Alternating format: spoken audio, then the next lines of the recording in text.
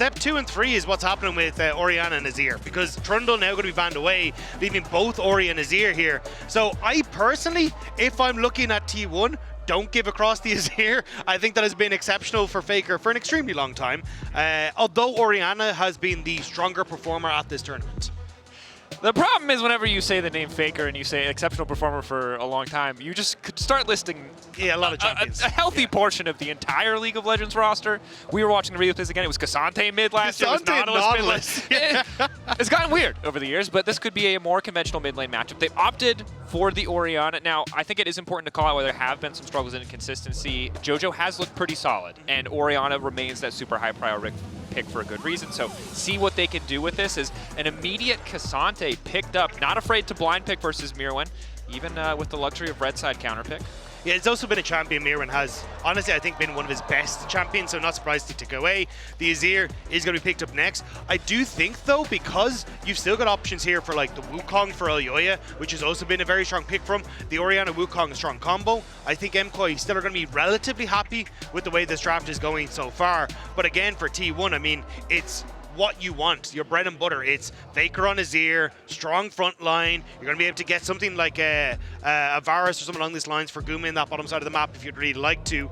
Even the Xayah, and you're going to be fairly happy with the way things are going. That you are. Really taking their time. They are going to opt to lock in the Xin instead, so potentially indicating a more aggressive plan in the early game. Obviously, we've seen Wukong kind of, I would say, be the pick of the tournament. It had meta prio a lot in all the regional playoffs, but I feel like in this tournament especially, it's looked super dominant. Now paired alongside the Corki. So MKOI, a lot of early to mid-game power here across these last two picks. And that's kind of what we were talking about, is that I think MKOI is saying, look, if we don't win early and win hard, we don't really have a chance here. So going for a very strong early game in the Xin Zhao, you don't have to wait for that level 6 on the Wukong. Try and find these early skirmishes with the strong power lane that you have in the Corki. But it was going to be answered by the Varus. We kind of expected this, just a very strong lane and something that Gumayusi is exceptionally strong on. So I think for MKOI, it's going to be all focused on this early stage. Where, however, are the bans going to be focused? Obviously a bit of a mismatch. MKOI can shape the jungle matchup, but support's going to be especially important here, as T1 will have the luxury of counterpick, and being in a position where Keria gets a counterpick support is always a terrifying prospect. We might not be in, Caitlyn's support era, but it still haunts me at the very least. Yeah, I'm also curious if we end up falling back to like things like the Gwen in that top side, like especially when you have the Xin Zhao there, you got the MC Hammer comp that can't touch this with both of those, but we'll have to see if that is going to be the plan, because it does give you a very strong front line and something that is very good at synergizing with these engage tools from Alvaro, which has been his best style of champion. We'll have to see what the game plan is, because you haven't seen much Gwen at this tournament, so it may just be an Ornn ban instead for T1 to try and take away some of that tank v tank matchup in the top side. What is that option going to be for now? Is the Rumble instead, so limiting that long range. Of course, you do have the Varus, who's that immobile carry, and the damage from an equalizer can just make Guma's life pretty miserable, whether it's on hit or poke Varus, although poke, I think, is the assumption at this stage. One final ban here for MKOI. This is it can be really tough here for MKOI, right? Because a range support really changes the nature of this draft dramatically for the side of T1. Swaps are always an option, so Braum is going to be the takeaway here. Makes sense when you have a Xin who's diving in. Probably means we're going to see at least probably just 2 more melee champions from the side of MKOI. I thought they'd actually save the counter pick for Keria, because that has kind of been where Keria has been strongest, is when he's able to get some of his more unique champions out and about. Now, obviously with the Bard banned and the Poppy gone, maybe just saying, hey look, Alistar, strongest into Nautilus, into Rel, we're happy to just take that matchup in a basic sense and see what MKOI want to try and answer with. Okay, MKOI. Playing with our hearts, perhaps. Engage. Which, again, if you are a stranger to Alvaro at all, this is one of his best picks. Okay. Like many engaged players. And it's actually going to be the Mordekaiser coming in on the top side. So not just Blippo anymore. Anyone and everyone pulling out this pick and can disrupt a lot of what T1 want to do in these team fights. Clutch ult can make all the difference. The Qiyana would surprise me here. Yeah, there you go. I was going to say, I don't think you've got the setup, and the way that your team fights want to play are fairly easy front to back, but Oner maybe feeling himself here today. Confidence. Qiyana going to be picked up here. Obviously, can be fantastic engage CC or follow-up CC, but isn't always going to have the same reliable teamfight impact that a Jarvan will bring to the table. This champion used to feel like the LPL special, but it has just been rising in priority. Yeah, we've seen Oner play it once before. Didn't end up winning on it. But what we'll have to see is, as you say, it's been more of an LPL pick than an LCK pick. And now, coming in against MKOI, if you can get this ball rolling, Qiyana is an exceptionally strong spot, but it's not exactly in a list of champions that I would expect to try and play for the early stages, right? Azir just wants to sit in the lane and scale up. Varus just looking to push waves consistently and kind of win out through that respect. Yep. So trying to find these moments to snowball this Qiyana may be a little bit tough. Could be, but I think if you're a T1 fan, you're sitting there pretty comfortable. Because Faker, 139 wins, 61 losses on Azir. Most played champion by more than 80 games. So I think if there's anyone who, whatever happens in early game, could scale up and bring this home, that is the man that I'm looking at. He does have a habit of it. Yes. But that is, of course, the historical, the prestige, the pedigree of Faker. More recently, as the desk highlighted, Guma has been the guy to look at. We'll see. Poke Varus is one of those champions that, again, it all depends on if you can land the Qs. If you can get those early advantages, Guma has been able to connect them in just about every situation. See if he can do that once again. So get ready for the first game in this series. Again, the final team to move into the top 8 here at Worlds. Will it be MKOI? Will it be T1? T1 the favorites, but MKOI.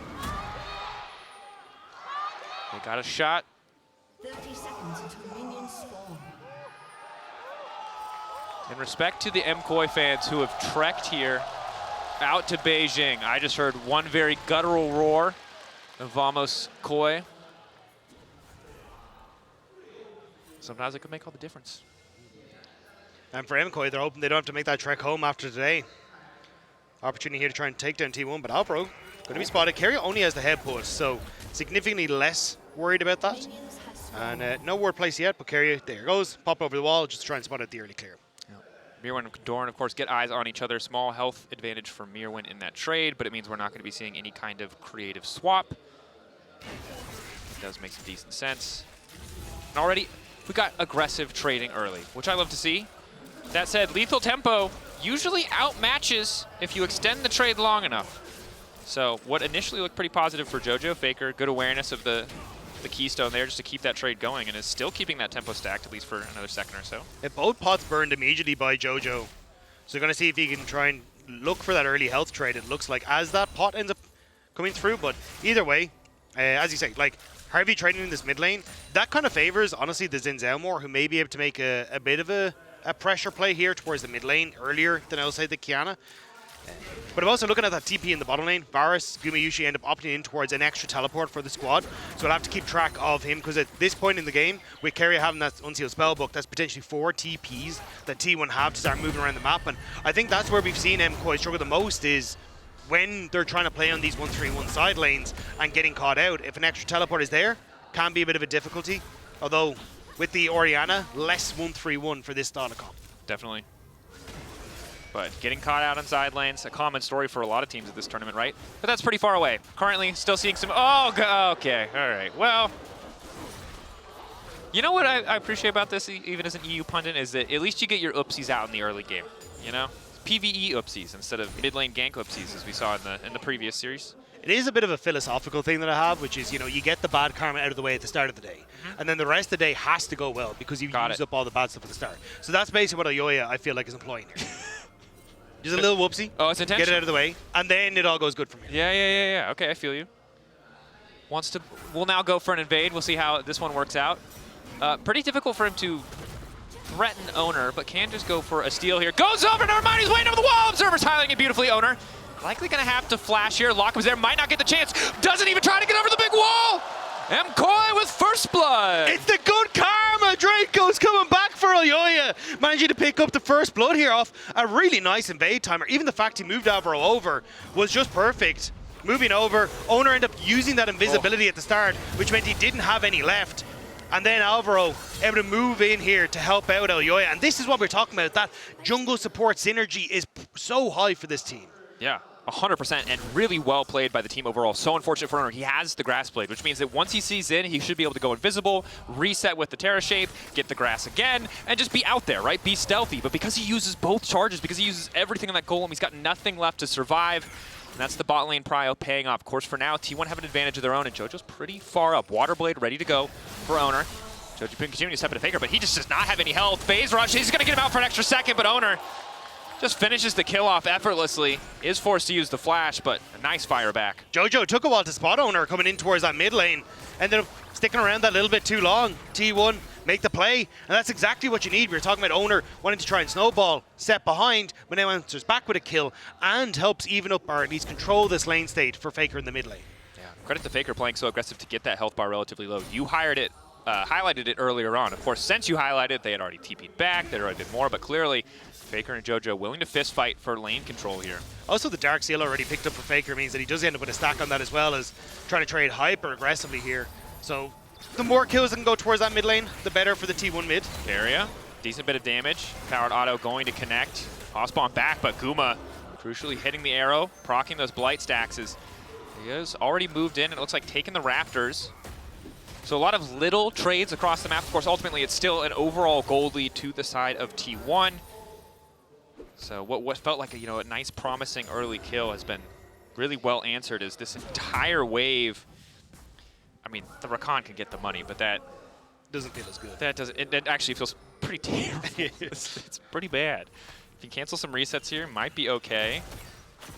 It doesn't matter too much because that extra TP on Gumayusi, so it means that he should be able to still come back in as he likes into this bottom side of the map. It also meant that if they tried to go for any sort of swap there with Supa, would have been able to be matched as well as Doran. Level 6, immediately going to go all in onto Myrwn. Myrwn flashing away. Doran can flash follow, but after he doesn't connect on the all-out Pathmaker, just decides not to pursue any further. Yeah, Myrwn flashed over to hit level 6 as well, so ends up getting that ultimate available, which means he may be chasing Doran as that ultimate wears out, but Myrwn having him burn his flash in these early stages, and the individual laning phases, small wins Faker for T1. going in, immediate knockup, it's not going to stop the pushback from the Emperor's Divide. Jojopyun running, but Oner happy to grab another carry on the way as well.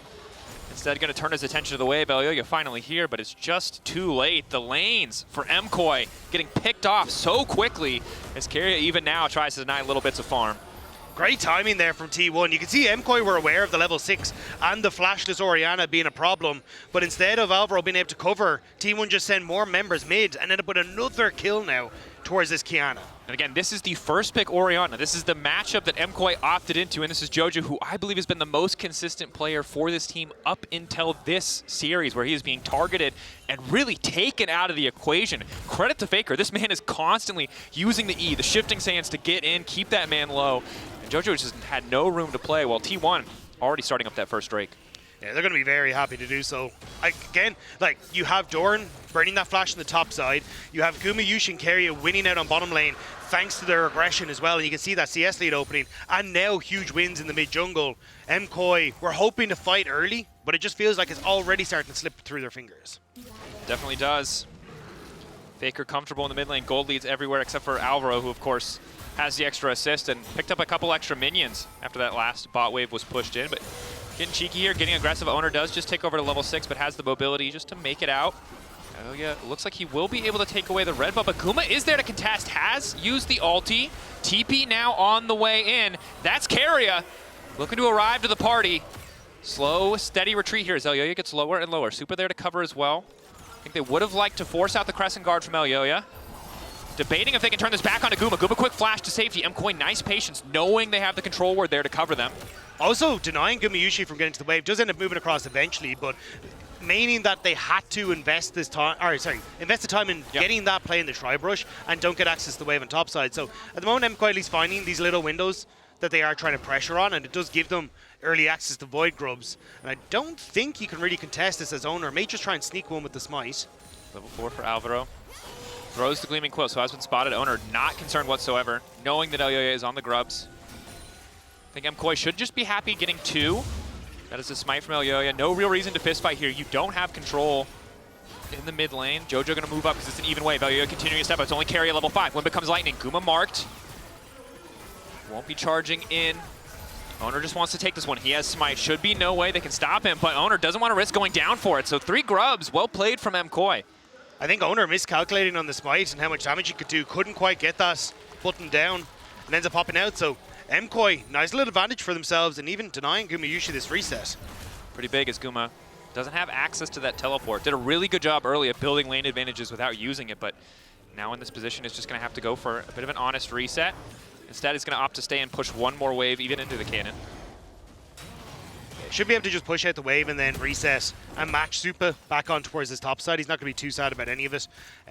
But again, I think like a lot of back and forth here in the early stages. MKOI have been able to find some success in the early stages, but you can look down at the bottom of your screen and just see these small gold leads that are opening up for T1. And I think if they can continue to use this over towards things like the Dragon in 2.5 minutes and keep that pressure up, that's really where MKOI will start to struggle. Yeah, and item completions are huge in League of Legends, right? So the goal really for Oner right now is the difference of having that Profane Hydra. Sunder Sky will be big for Elyoya, but doesn't have it yet. Now they're trying to make a play on Faker in the mid lane. He retreats back to the safety of the Control Ward, and Keria is here to cover. Level 6 before Alvaro, so no access to the quickness quite yet. Overall, gold has evened out. 3 grubs for the Drake, the biggest difference. T1 also going to be able to move in onto this bottom side and set up a nice little bit of vision ahead of this Dragon. You can see both Oner and Keria moving in there, and Faker's fine here. Still has flash, still has the ability to dash away into this bottom side river. So nice job by him kind of solo contesting this area. And Oner is very scary right now, Rob. Yep. Level 7, double buffs. Ready to get in there with the first strike. For now, luckily, he's focused on PvE, but I get a little nervous every time he pokes his head out in the mid lane. Guma only level 7 to Myrwn's level 9. As long as he doesn't get clipped by anything, it should be okay, but Myrwn's flash is going to be up shortly. Could be a problem. Keria now ready to respond, ready to support if need be. It is still a little difficult to make things happen on this bottom side, because you can pop the ult as Keria and get out of the Mordekaiser ult, but you still then kind of want that for if you're going to set up the tower dive. Yeah. So get it a little fishy, especially even if Myrwn just goes for the ult onto Gumayusi instead. So I think happy enough to just back away off of that one and just cover Gumayusi on the push. But again, like Guma, this long-range Varus is incredibly difficult to deal with, and he's been exceptional on this pick for such a long period of time across his career. And one of the things that he's become known for, I mean, even when you look back at stealing Barons at Worlds, yeah. So not exactly like he's off of any sort of comfort for himself. No, definitely not, right? Those early item spikes for the lethality Varus can be so cheap, as well as, speaking of, he has now finished the Sundered Sky. Can be a big tool for sustain, although generally Qiyana can be one champion alongside a lethality Varus who can burst through that Xin if he's not able to get that ultimate down and really deny a lot of that effective sustain. As TP coming in on the bottom side, Myrwn locking up Gumayusi, immediately taking him into the death realm, but he just quickly walks back, uses the power of the ultimate, and the 1v1, the Q flash forward. Gumayusi may have overstayed as well. He's about to get taken out. Myrwn knows he has that one in the bag. Keria now running out to safety. Extra movement speed coming in. That's the power of the spellbook Ghost. T1 caught a bit of sleep at the wheel. Risky proposition for Guma. Might have been a bit of a caster curse, honestly. Yeah. Hyped him up just for him to get 1v1'd. But he's not used to running TP, you know, so not exactly in the best of spots. Keria. Now sprinting out. Flashing as well. Finally going to use the Unbreakable. This man is determined to live. Has a taxied off of Elyoya, but no one else is coming. They're going to use the Shockwave as well. Keria will eventually fall. Surely Keria will... Okay, Keria has fallen. All is okay.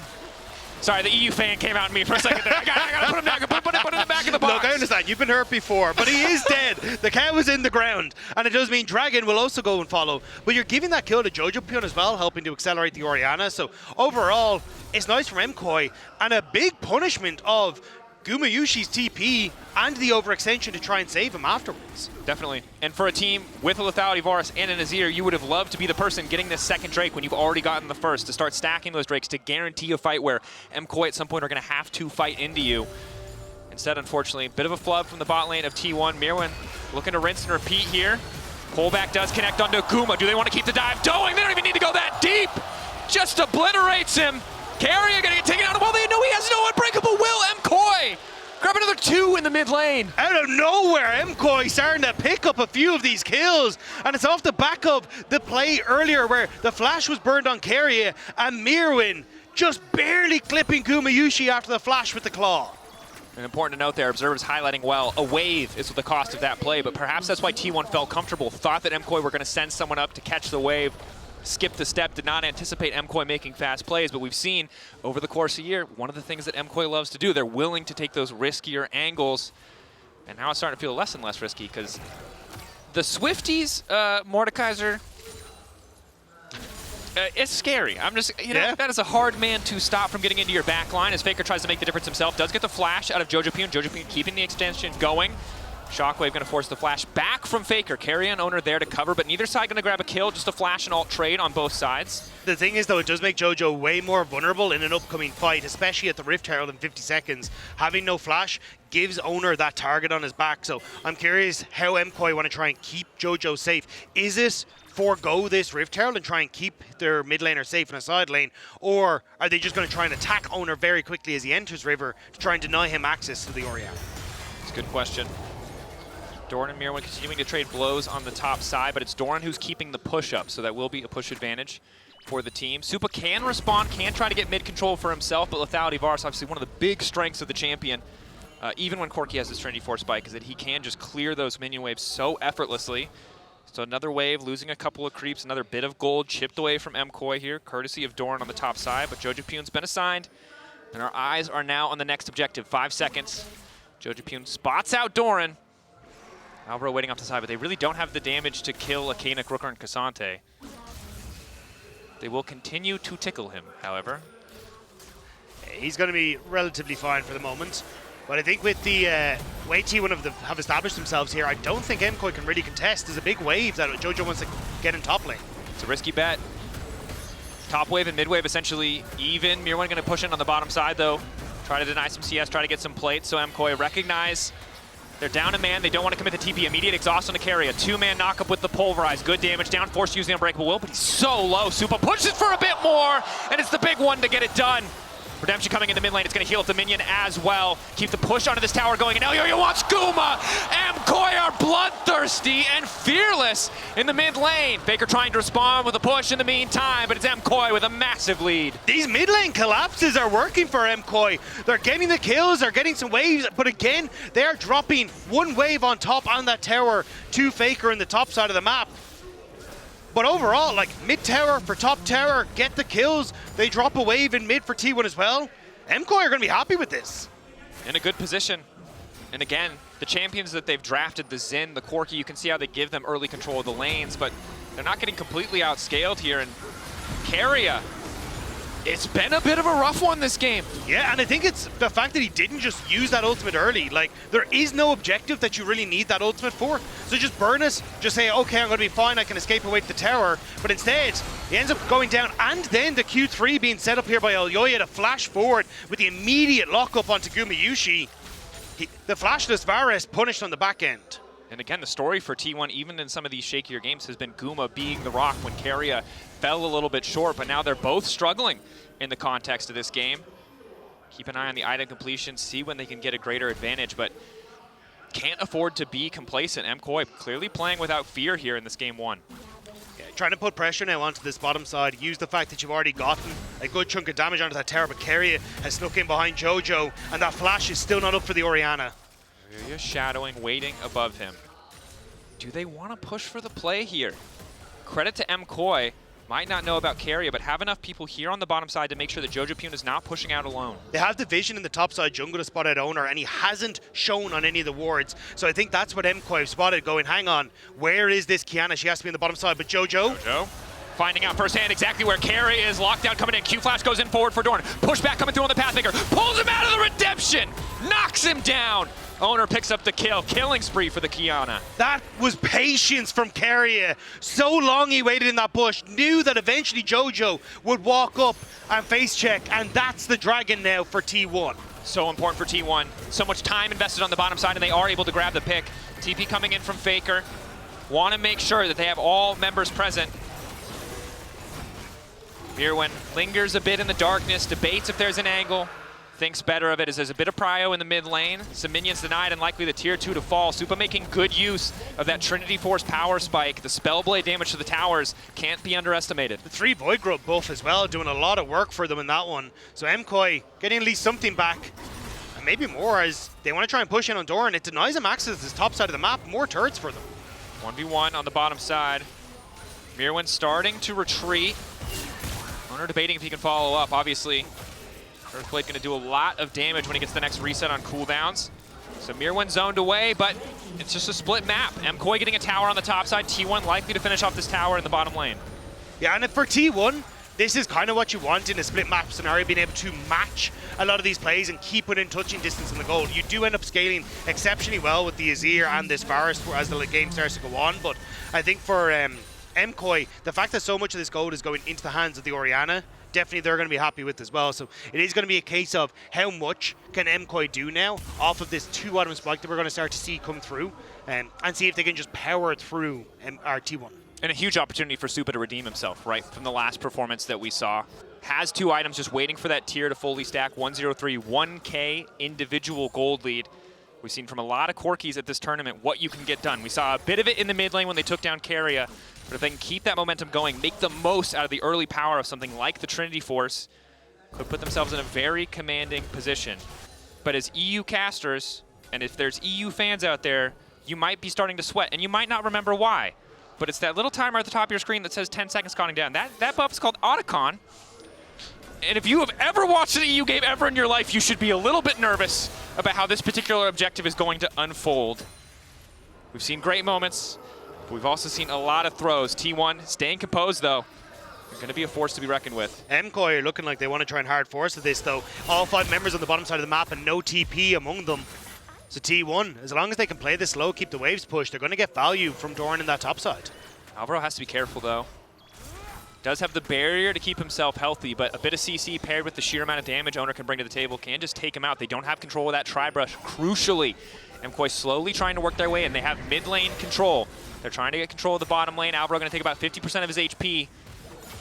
Does have access to the redemption, but instead is just going to opt to reset. Herald used in the bottom lane as Oner finds Supa. Face first, pushes him back to the wall, immediately CC'd. Flash forward with the shockwave! Excellent teamwork, but Oner's still going to be able to find his way out. Now Guma's moving in. Ulti is going to connect, but it's Elyoya who body blocks. Elyoya with the crescent guard, but the snipe from Guma! Dead center right between the eyes to find the double as MKOI are now on the retreat, and T1 take the fight in the river. The MKOI carries tried to combo, but it's T1 who were able to find the fight that they want with the positioning and the snipe from Guma.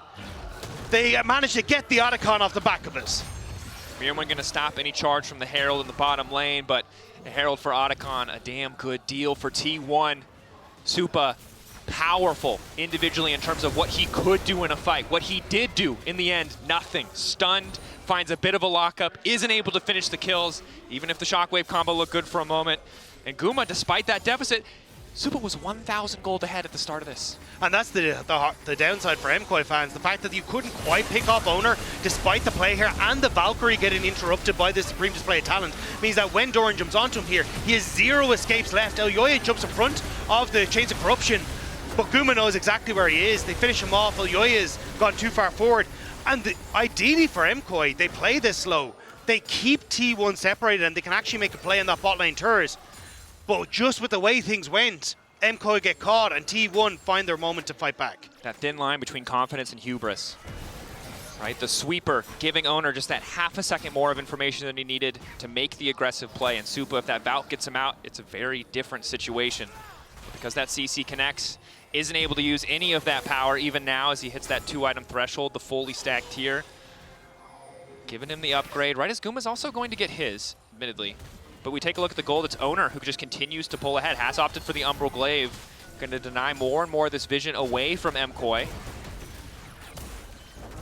And it feels a little bit like that series yesterday from 100 Thieves where the picks and some of the kills were going in MKOI's favor, but when it came towards the objective setup and how to play the map, T1 just ever so slightly ahead. Now MKOI tries to see if they brute force their way in through the mid lane. Faker is separated. Charm is there. Lock up on Oner, but he goes invisible for a brief moment. Now he's pulled him to the death realm up against Myrwn when ulti is really going to do nothing, but Oner's still able to retreat for now. Alvaro taken down. Oner coming over the wall, going to pop out in a brief moment. Wants to get the grass blade, doesn't have time. That's the shutdown, but it should be Supa uncontested. Instead it's Keria coming in with the pulverize, and now it's Elyoya versus the world. He goes in on a Faker, but there's too many people. There's not enough sky to sunder. There's nothing left to guard. Jojo wants to make the difference, but Guma grabs it. 3-man shockwave. He just doesn't have the damage yet. He doesn't have the items. Jojopyun keeps him low, but Doran wants to keep going. Q3 ready to pop. Pull through on the all-out. Looking for the Pathmaker to confirm. Tries to predict Jojo, and it just doesn't work. Doran looks like he's about to fall. Nice sidestep on Guma's Q, but Doran just barely able to walk away. It's the Canadian mid laner trying his best, but it's Faker who's better and snipes him out. I don't even know if that was necessary. That was the insult after the injury, Rob. No man left standing. Alvaro died at the start of the fight, respawn. Faker's still sticking around like he might kill him again. And the fight here, everything onto Oner to try and deny him. But it's Faker who's now shifted up from the top side, picks off Alvaro to start this off. And you can see MKOI, they're very scattered on this. Supa and Elyoya are so worried about Oner as he comes out. Jojo has been completely isolated. Now Alvaro is in the same boat. Alvaro caught, will just get taken out there. Important to highlight in the fight, Doran perfectly calculating the Pathmaker, the Ksante W, to catch Myrwn as the Death Realm faded, making sure that there was really nothing he could do. And I swear to you, if you are just joining us, that 5 minutes ago, MKOI had a 1,000 gold lead. 5 minutes ago, they were just face-checking a brush at Otacon, and everything seemed fine and dandy, and now here we are, and I think this is what makes T1 and teams at the top level in League of Legends so terrifying, as it is one fight, 2 fights that can shift an entire game in the blink of an eye. And it really does come down to like their ability to set up well around objectives in the team fights. Like looking at that Otacon, it was, okay, we can catch members of MKOI out where they shouldn't be. MKOI, Supa and Jojo try to make that play, it doesn't work. And now, I mean, Jojo, to give him his due, is trying everything he can with the fancy footwork, but there's just too many members of T1 standing whenever he gets that shockwave, and there's not enough damage with the build that he's gone at the moment. Nope. And again, credit to T1, right? It didn't start great for Guma and Keria, but have transitioned nicely into this mid game. Guma connecting on all those piercing arrows. Keria with the taxi play to make sure the knockups are connecting. To give them their due, Gumayusi did an exceptional job in lane of getting the lead with the punishment on towards to Supa, but as you say, as I started to move on into that early to mid game, that's really where Keria in particular started to get caught out. You started to see MKOI finding picks onto Gumayusi off the back of that. But now T1, this is where they're dangerous as a unit, stepping forward, choking out MKOI's vision, and Faker, Playmaker, hiding in the shadows. 2.5k, just about individual gold lead. Shadow Flame, the Verdant Barrier. 10 stacks, he hasn't even upgraded to the book yet, but honestly, he probably could. That is a terrifying Azir. MKOI, I think, in a weird way, happy that he's in the side lane and not right up in their face. Now they have to try and hold on to this tier 2. The wave being ushered in, a bit of poke onto Doran, but they don't really have that much damage. No pen for Supa quite yet. And now, as Gumayusi, you're delighted with life. Because the fact that you get to sit underneath these towers and just take pop shots at everyone on MKOI is so nice with 3 items completed. MKOI trying to check the Baron, see exactly what's happening, but that river is very dark and full of dangers. That it is, and again, the Umbral Glaive for Oner. They've already seen 1 blue trinket used. Looks like 2 more on the side of MKOI to try and spot out when the Baron is going down, but they don't really have someone on the side lane who can go toe-to-toe with Faker. Doran is a tough threat to deal with as well, so it's just so difficult for MKOI to fight on even terms now. They had their chance in previous fight, but T1 with this kind of advantage just starting to smother them out of this game. Yeah, especially when you're going up against this Qiyana, it is very difficult to get control back in your own jungle. You step forward, you end up walking towards a wall, and suddenly a Supreme Display of Talent comes over and you're not having a good time. I love that ability. Yeah. It's so it's long. a mouthful. Yes. You can say ultimate, I promise. I'm going to say, I'm not saying the name. But sometimes if you yell it at the top of your voice, it really does work. You're right. You look nice and staccato, gets the people fired up. I don't think I had that in that sentence, though. Uh-oh. Supa. Falk out. What is the talent, though? Qiyana. Have you never listened to her voice lines? She is very pumped. Yeah. Pumped up. Guma potentially caught out. Alvaro not able to hit the charm. Only connects on the Keria. Redemption going in. Q flash from Myrwn. Redemption response from T1. This is a bit of an awkward start. Myrwn losing a ton of health. Pulls Keria into the Death Realm. And now it's Doran into the backside. 4 members strong from MKOI. Slowly working through the health bars, but down goes Myrwn. Doran only losing about 60% HP. It's been an awkward exchange of cooldowns, and T1 come out on top. Yeah, MKOI trying to go back to if it ain't broke, don't fix it, which is just collapse on mid and hope for the best. But T1 have seen through their plan and managed to pick off Myrwn before any real damage is done. And now they're over towards the Baron. But again, face checking is not fun. No, it's not. Supa losing about 20% HP just for walking in. TP in for Doran, solo zoning Supa, gonna ult him back through the wall. It's gonna take all of MKOI to turn. Doran now trying to retreat back to the waiting arms of his team. In the meantime, the Baron has been taken out. Faker and Oner easily 2-manning it. MKOI, brief moment where they have control of mid, but really nothing else for them to get.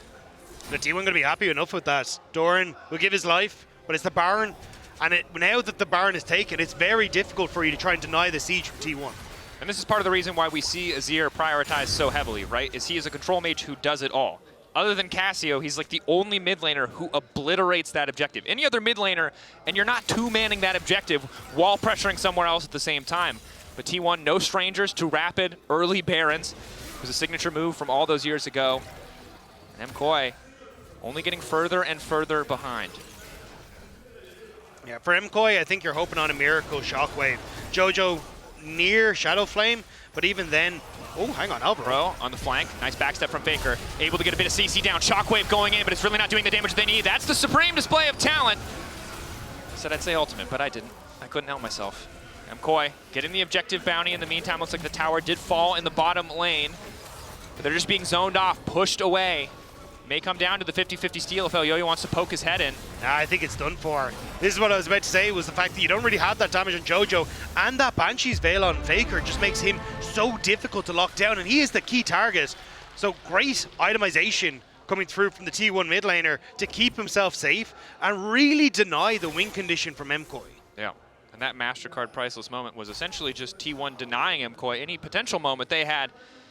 And mounting the comeback is now Oner sprinting through the jungle. Alvaro goes over the wall, but there's just members of T1 around every corner ready to lock him down. Supa really does not do enough damage to Doran. He's able to zone him away. Hex flash over the wall. Alvaro locked up and interrupted. Oner trying to one-pop him, but Alvaro lives for an extra second. Nice shockwave, but really only connecting onto Keria. With that major cooldown down, it makes it so easy for Faker to step up, for Guma to step up. Big chunks coming through from the Varus Qs. The piercing arrows connecting. And T1, now that they have the Baron, now that they have access to the bottom lane, will they just go for the throat, or are they going to take their time? Doran unstoppable for a moment. The siege just continues from T1. No real way for MKOI to answer for now. Yeah, the Gatling gun is a tickle for Doran. The shockwave is a cattle prod for Keria. There is no damage on MKOI's side, and T1 are just kicking down the front door. Reset's coming through now, and they want to keep up this pressure. TP back out onto the map on both top and bot, or top and mid, but is this something? TP? Faker feels good because he has a death cap, and oh god, he wants to use it! Redemption going in! That looks completely insane, but my man, did he do the math? That was a display of talent. That was some damage from Faker on that play. MKOI kicked to the curb after that. The brief moment where they thought they might do something. Oh, Faker's just gonna kill everybody by himself. All right, we've learned that the best player of all time's most played champion might be worth taking away. We might have learned it before, other teams might have learned it before, but MKOI relearning this particular lesson. Very happy that Fearless exists in this series if you're MKOI, because you do not want to go up against that again. As T1 was siege down the Nexus turrets, the waves aren't here, but the poke can be. Yep.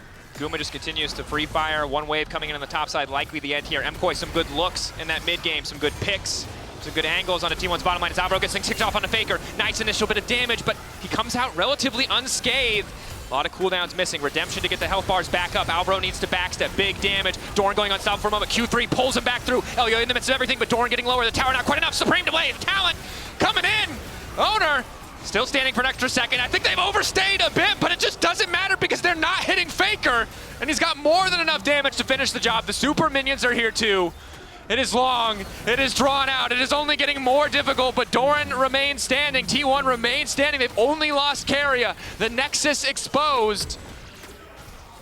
The defender's advantage is not really looking like an advantage. Finally gonna end the game, Rob. They took their sweet time. They wanted a couple extra kills. The icing on top of this game one cake. Faker looking for another, the double to finish it. T1 coming in hot in this first game. They didn't want to just beat MKOI there. They wanted to crush them. Finding those extra kills, making sure there was no man left standing. It was a close fought early game, but T1, they woke up. Something, supreme display of talent. That's pretty much all we have to say here. T1, incredible stuff. Desk, how'd you feel about that one?